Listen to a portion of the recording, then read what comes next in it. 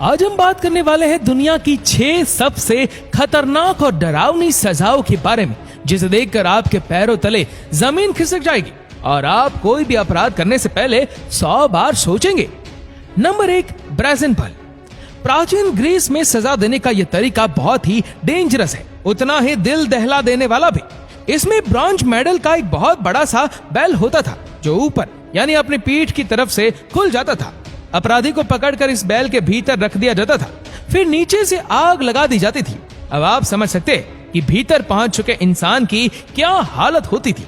जब उस इंसान की चीखें निकलती थी तो इस बैल के मुंह में कुछ ऐसे डिवाइस लगी थी कि उसकी चीखें किसी म्यूजिकल इंस्ट्रूमेंट से निकलने वाली आवाज की तरह सुनाई देती थी। आदमी के जलने से जो धुआं निकलता था उसमें बदबू ना हो, इसके लिए कुछ सुगंधित परफ्यूम जाता था, जिससे कि वहां से निकलने वाला धुआं खुशबूदार रहे। जिस व्यक्ति ने इसकी खोज की थी, उसने जब इसे राजा के सामने रिप्रेजेंट किया तो उसे लगा कि राजा खुश होकर उसे इनाम देंगे, लेकिन राजा ने तो सबसे पहले इसे ही उस बैल के भीतर डाल दिया। जब वो मरने लगा तो उसे राजा ने बाहर निकाल लिया, लेकिन बाहर निकालने के बाद भी उसे मरवा दिया। ऐसे ब्रॉन्ज या सिसिलियन बॉल भी कहते हैं। एक जंग के दौरान प्राचीन ग्रीक का राजा हार गया, फिर उन्होंने हारे हुए राजा को भी ब्राज़न बल की सजा दी। Number 2, red torture. इस सजा की शुरुआत 17वीं शताब्दी में रोम में हुई थी। यूरोप के डच नेता ने एक कैदी को सजा देने के लिए इस तरह के खतरनाक तरीके की शुरुआत की थी। ये एक ऐसी सजा थी जिसमें चूहे का इस्तेमाल बड़े ही खतरनाक तरीके से किया जाता था। अपराधी को बेंच पर लेटाकर उसके हाथ पांव बांध दिए जाते थे और फिर उसके शरीर के ऊपर एक लोहे का पिंजरा रख दिया जाता था। लोहे के एक पिंजरे में एक चूहा मौजूद होता था और पिंजरे के ऊपर जलती हुई आग का एक बर्तन रख दिया जाता था, जिसकी वजह से पिंजरा गर्म होता था और चूहे को गर्मी लगती थी। ऐसी सिचुएशन में चूहा पिंजरे से निकलकर भागने के लिए आदमी के शरीर को ही कुतरना शुरू कर देता था। एलिजाबेथ ड्यूक की रोमन कैथोलिक नामक राइटर ने यह आरोप लगाया कि टावर ऑफ लंदन के नीचे थेम्स पूरी तरह से अंधेरा कमरा है। बारिश के दिनों में जब नदी का पानी ऊपर आता है तो चूहे भागकर इसी कमरे में आ जाते हैं। कैदियों को सजा देने के लिए इसी कमरे में बांध दिया जाता था। बाद में कैदियों से सच उगलवाने के लिए भी इस तकनीक का इस्तेमाल किया जाता था। चूहों द्वारा कुतर कर मारे जाने के भयानक सजा से डरकर अक्सर अपराधी झूठ बोलने की हिम्मत नहीं कर पाता था। Number 3, iron chair torture. ऐसे अपराधी जो अपराध करने के बाद अपना गुनाह छुपा ले जाते हैं और उनसे पूछताछ के लिए इस आयरन चेयर या चाइनीज चेयर का इस्तेमाल किया जाता था। देने का यह तरीका डेंजरस है, उतना ही अमाननीय भी। ये एक ऐसी कुर्सी थी जिसमें बैठने के साथ साथ पीछे टिक कर बैठ जाने की बीच वाली जगह हाथ रखने की जगह पर नुकीले लॉक वाली पीतल की कीलें लगी थी, जिनका साइज छोटा और बड़ा रखा गया था। जब किसी व्यक्ति को पूछताछ के लिए गिरफ्तार करके लाया जाता था तो उसे इसी चेयर पर बैठा दिया जाता था। इसके बाद नीचे से आग लगा दी जाती, खिले गर्म होती और उस आदमी के शरीर को पकाना शुरू कर देती। उसे तब तक बैठा कर रखते थे जब तक कि वो सच्चाई ना बता दे। अगर वह व्यक्ति निर्दोष होता था तो उसे छोड़ भी दिया जाता था। लेकिन आप समझ सकते हैं, ऐसी एक चेयर में 500 से लेकर 1500 सीटें होती है और बैठने के बाद किसी का जिंदा बच पाना बहुत मुश्किल है। Number 4, crushed under an elephant.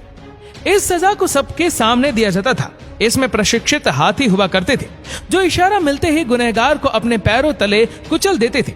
सजा देने का यह तरीका दक्षिण एशिया में श्रीलंका, भारत, इंडोनेशिया जैसे देशों में यूज किया जाता था। इस सजा के बारे में तो शायद आपने सुना भी होगा, क्योंकि हमारे देश में भी इस तरह की सजा दी जाती थी। खास तौर से मुगल काल में अपराधियों को इस तरह की सजा देने का प्रावधान था, जिसकी शुरुआत हुमायूं के शासनकाल में हुई और जहांगीर के शासनकाल तक चलती रही। हाथियों को कुछ इस तरीके से प्रशिक्षित किया जाता था कि वो अपराधियों को और ज्यादा तकलीफ दे सके। सन 1305 दिल्ली के एक सुल्तान ने युद्ध में पकड़े गए मंगोल कैदियों को हाथियों के नीचे कुचलकर मरवा दिया था और इसे उसने एक मनोरंजन के खेल की तरह आयोजित किया था। इसके बाद इस सजा का जिक्र 17वीं शताब्दी में आता है, जब मराठा अंपायर में अन्ना दत्तू नाम का एक आदमी हुआ करता था, जिसने संभाजी को भी धोखा दिया था। उसने शिवाजी महाराज की हत्या की साजिश रची थी। शिवाजी महाराज की दूसरी पत्नी अपने बेटे के साथ रायराबाई किले में बहराजी नाई के साथ बंद थी। ये जानकारी संभाजी महाराज से छुपाई गई थी। बाद में जब बात सामने आई तो दत्तू ने इस बात की सारी जवाबदेही संभाजी महाराज पर ही डाल दी। बार बार इस तरह की घटनाओं के सामने आने के बाद संभाजी महाराज ने अन्नादत्तु को हाथी के नीचे कुचलकर मार देने का आदेश दिया। धरती पर पाए जाने वाले सभी प्राणियों में हाथी ही सबसे ज्यादा भारी भरकम और ताकतवर होता है। इसे अपने साथ रखना तो स्टेटस सिंबल की तरह लिया जाता है। राजा महाराजा अक्सर हाथियों को इसी भाव से पालते थे। Number 5, milk and honey scaphism. दोस्तों, इस सजा पर्शियन अंपायर में 5वीं शताब्दी में दी जाती थी। इस सजा में एक नाव में अपराधी को लेटा दिया जाता था और उसके ऊपर से दूसरी नाव ढक दी जाती थी। अपराधी का सिर बाहर होता था, इसी के साथ ही उसके दोनों हाथ पांव भी बाहर होते थे और ऊपर वाली नाव अपराधी के ऊपर रख दी जाती थी। ऐसा इसलिए किया जा रहा था कि अपराधी निकलकर भाग ना जाए। उसे सूरज की रोशनी में रखा जाता था। इसके बाद अपराधी के शरीर के ऊपर शहद और दूध मिलाकर गिराया जाता था, जिससे उसके शरीर पर मिठास चिपक जाती थी और साथ ही उसे शहद और दूध भी पिलाया जाता था, जिसकी वजह से उसके शरीर से मिठास की गंध फैलने लगती है और कीड़े मकोड़े उसकी तरफ अट्रैक्ट होते हैं। ये मक्खियां, कीड़े मकोड़े और चूहे गुनहगार को घेर कर उसके शरीर को खाना शुरू कर देते हैं। इस तरह उस व्यक्ति को कई हफ्तों तक दूध और शहद का घोल पिलाकर जिंदा रखा जाता था। इस सजा के बारे में आज से 950 साल पुराने एक किताब प्लूटोथ लाइफ ऑफ आर्थाजेट्स में मिलता है। मिथ्रेडिस को भी ये सजा मिली और वो इस तरह के दौरान 17 दिनों तक सरवाइव कर पाया और आखिरकार उसकी मौत हो गई। उसकी मौत ब्लड में पॉइजन आ जाने से बताई गई। उसके ब्लड में ये पॉइजन कीड़ों की वजह से आया था। पर्शियन अंपायर ने इस सजा की शुरुआत की थी, लेकिन उसके बाद से बहुत से राजाओं ने अपने स्टेट में इस तरह की सजा को लागू किया। अंपायर का एडमिनिस्ट्रेशन लगभग 220 सालों तक चलता रहा और इस दौरान हजारों लोगों को यह सजा दी गई। नंबर 6, लिंची। सजा देने का यह तरीका चीन में इस्तेमाल किया जाता था। इसमें अपराधी के शरीर को हजारों बार अलग अलग जगहों पर काटा जाता था, लेकिन उसके शरीर पर यह कट ऊपरी तौर पर लगाए जाते थे। लिंची शब्द 3री शताब्दी के एक किताब जूल्से के 28वें चैप्टर के एक लाइन में इस्तेमाल किया गया। 3 चरणों में दी जाने वाली इस सजा के पहले चरण में गुनहगार को एक सार्वजनिक स्थान पर बांध दिया गया, जिससे कि सभी लोग इसे देख सके। इसके बाद एक धारदार चाकू से उसके शरीर पर धीरे धीरे कट लगाया जाता था। चाइनीज लोगों का मानना था कि गुनहगार को इस तरह टुकड़ों में सजा देने से उसकी आत्मा कम मरने के बाद भी संपूर्ण नहीं होती। कई बार इस सजा को 3 दिनों तक दिया जाता था। इसमें गुनहगार के शरीर पर 3000 से ज्यादा कट लगाए जाते थे और उसके शरीर के अंगों को धीरे धीरे निकाल लिया जाता था। बाद में गुनहगार के शरीर के अंगों को दवाई के रूप में बेचा जाता था। यदि गुनहगार के परिवार पैसा वाला हुआ तो वो घूस देकर अपराधी को एक ही बार में मरवा देता था।